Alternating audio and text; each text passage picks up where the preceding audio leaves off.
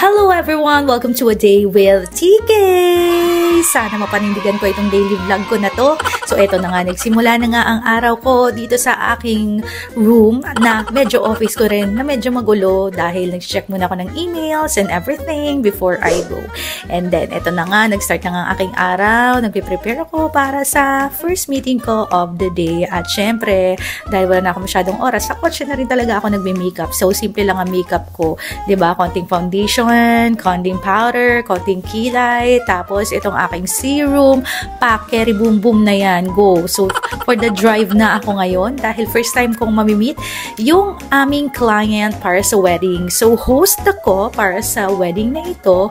Medyo bongacious tong wedding na ito ha, napag-alaman ko lang ha. So, ito na nga, hinahanap ko na yung bahay ni client dahil first time ko lang siya mamimit at first time ko lang din mapupuntahan itong meeting place namin.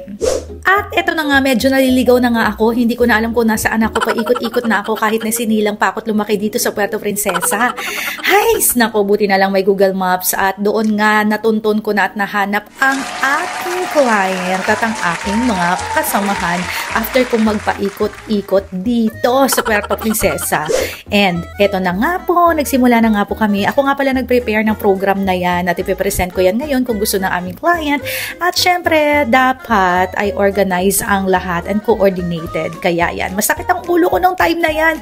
Pero maraming salamat na lang talaga at may dala akong Tita Relief Blends. Etong pinili or Alert and Power na citrus orange ang aking dinala kasi this is for mental clarity and focus na kailangan ko sa araw na to dahil Monday ito. So, after ko nga doon pumunta pa ako sa isang lugar para i-check yung aming future business.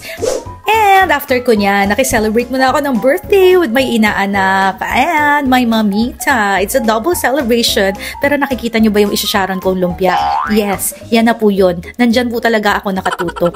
So anyway, maraming salamat. Alam ko na medyo walang kwenta itong A Day with TK ko dahil first time ko naman ito. Pagbigyan niyo ako, sana susunod. Marami na akong footages at marami na akong ganap na yung papakita sa inyo kasi today tamad na tamad akong mag-video ng sarili ko. Bye-bye!